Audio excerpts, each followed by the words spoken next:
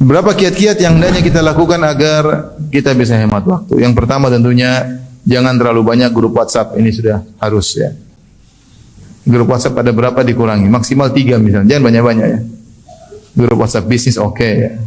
Karena keperluan dunia kita. Grup WhatsApp akhirat ada. Grup WhatsApp keluarga ada. Udah jangan banyak-banyak. 4. Jangan sampai grup WhatsApp 20 ya. 30 ya. Kita akan buang umur kita ya.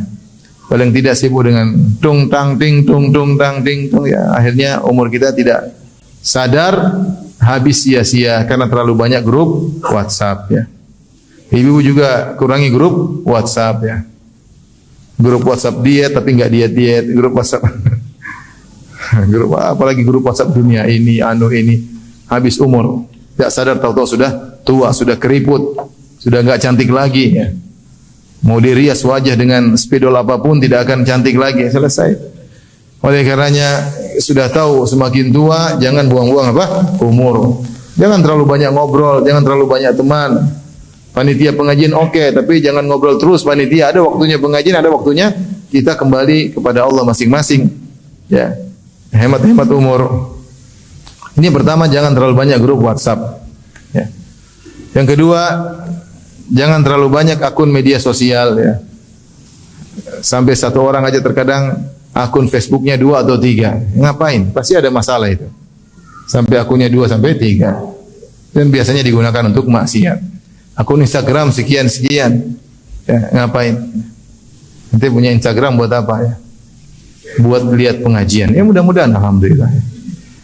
Tapi jujur ya, punya Instagram buat apa? Kalau ternyata buat hal yang tidak manfaat, hanya melihat maksiat, maka percuma ya. Twitter lagi ya. Twitter isinya berita melulu. Lihat langganan semua berita. Berita ini, berita ini, berita ini, berita ini. Inilah anulah. Semuanya yang langganan semua adalah akun-akun berita. Buat apa? Ngabisin umur untuk melihat yang kurang bermanfaat. Saya sering sampaikan, kalau antum nggak ikut berita, kalau berita itu penting pun akan sampai kepada antum, ya tidak? Akan sampai. Kalau nggak penting nggak sampai nggak ada masalah. Kalau itu berita penting pasti akan sampai. Saya juga tidak pernah ikut berita, tapi saya tahu berita-berita. Masa nggak tahu ada berita ini? Oh, gimana ceritanya? Saya kepo juga, gimana ceritanya? Tapi biar aja mereka yang lihat, saya nggak mau lihat. Nanti mereka kasih tahu intinya begini, akhirnya begini ya. Kalau saya ngikuti sendiri 1 jam, 2 jam lihat.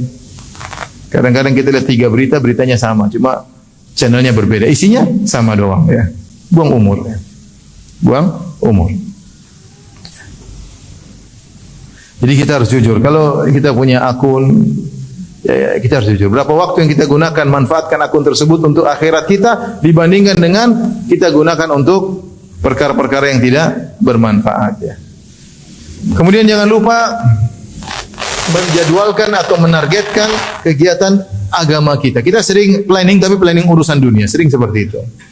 Saya punya planning ini buat program begini, buat jualan begini. Kita terkadang tidak punya planning tentang akhirat. Terus punya planning, saya baca Quran sekian juz, saya baca tafsir sekian surat. Saya punya hafalan, harus ada planningnya. Saya nulis buku berapa waktu harus selesai. Kalau ada planning kita akan merasa waktu kita kurang. Tapi ingat planning akhirat maksudnya. Dunia kita tetap harus lakukan. Tapi jangan sampai kita meremehkan akhirat. Dunia kita planningkan dengan baik, ada waktu meetingnya, ada evaluasinya. Akhirat kita enggak pernah lakukan. Oh, kita ini hidupnya bukan untuk dunia, kita hidup untuk apa? Akhirat.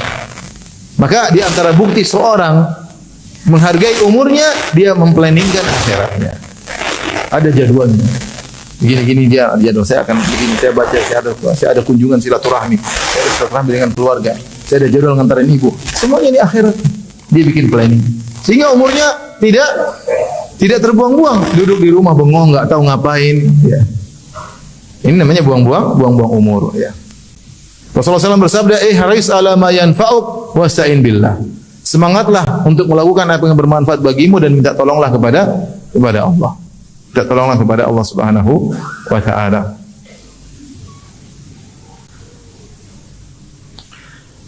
Kemudian tinggalkan at-taswif. Taswif adalah artinya menunda-nunda. Ini penyakit yang menimpa banyak orang. ketika Nabi SAW menyebutkan banyak wanita penghuni neraka Jahannam, kemudian para wanita bertanya, "Lima ya Rasulullah, kenapa para wanita banyak masuk neraka?" Rasulullah SAW menyebutkan beberapa sebab. Di antaranya, takfurnal ashir, kalian tidak tahu bersyukur kepada suami. Di antaranya tuksirnal la'nah, kalian suka mengumpat. Di antaranya wa tuksirnas syaka, suka mengeluh. Mengeluhkan suami, mengeluhkan kondisi, suka mengeluh, tidak sabar. Di antaranya kata Nabi SAW, wa tusawwifnal khair, kalian menunda-nunda kebaikan. Menunda-nunda kebaikan. Jadi potensi menunda kebaikan pada wanita sangat besar. Karena banyak kebaikan yang mau dilakukan dia tunda-tunda, akhirnya terjebak dengan urusan-urusan yang tidak bermanfaat. Ya. Oleh karenanya kalau antum menghargai waktu, antum jangan nunda-nunda. Saya ingin begini, segera kerjakan. Saya ingin sholat duha, segera kerjakan sholat duha. Saya ingin berbakti kepada orang tua, ingin belikan ibu begini, langsung belikan, jangan tunda-tunda. Saya ingin membantu tetangga terbetik.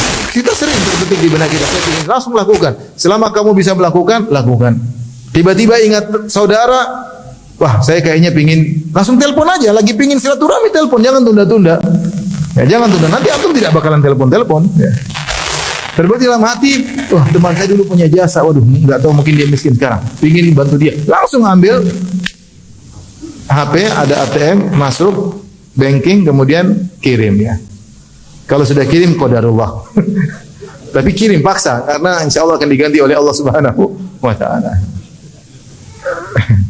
Pokoknya ingin punya kebaikan lakukan, jangan tunda-tunda. Itu artinya kita menghargai umur kita. Yang jadi masalah kita nanti deh. Akhirnya kita tidak lakukan dan bahkan terlupakan. Akhirnya tidak terbetik lagi dalam diri kita kebaikan-kebaikan karena Allah sudah biasa membuat kita terbetik kebaikan, kita tidak manfaatkan. Menunda-nunda akhirnya terlupakan. Banyak perkara-perkara akhirat tinggalkan. Mau haji tunda-tunda, mau umrah tunda-tunda. Ya. Mau bantu proyek akhirat tunda-tunda, nanti. Tahu-tahu meninggal dunia. Nanti, bentar lagi, nanti kalau habis ini, subhanallah, kita enggak tahu kapan dicabut oleh umur kita oleh Allah Subhanahu wa Ta'ala. Maka seorang jangan pernah menunda-nunda kebaikan, ya. Kapan ditunda kebaikan dia buang umurnya, ya. Kemudian di antara trik agar kita menghargai umur kita tahu kapasitas diri kita. Kalau kita pun masuk dalam urusan akhirat, proyek akhirat, maka membatasi diri. Jangan maksakan kita ingin punya kegiatan sosial yang banyak, sebenarnya kita tidak bisa menghandle itu semua. Allah tidak membebani luar kemampuan kita. Saya punya kawan, saya kenal, dia ingin punya ini, ingin dia buka ini, dia tidak terjalankan, dia tidak bisa jalankan. Memang kemampuan kita terbatas. Teman-teman kita belum tentu tulus bekerja sama dengan kita. Oleh karenanya kalau kita punya planning akhirat, kita yang kira-kira mampu untuk bisa kita lakukan dengan yang terbaik. Kenapa? Karena Allah suka kalau kita punya kegiatan, kita lakukan dengan yang terbaik. Innallaha yuhibbu idza amila ahadukum amalan an yutqinahu. Kata Nabi SAW, sungguhnya Allah suka jika salah seorang dari kalian melakukan suatu kegiatan, dia lakukan dengan yang terbaik. Ya. Ya, jangan kemudian numpuk-numpuk kegiatan, meskipun kegiatan kebaikan, tapi ternyata tidak jalan dengan baik. Maka kita lihat kapasitas diri kita, mending sedikit kuantitasnya tapi berkualitas daripada banyak kuantitas namun tidak berkualitas, ya. Maka ini diantara kita benar-benar memanfaatkan umur kita yang terbaik.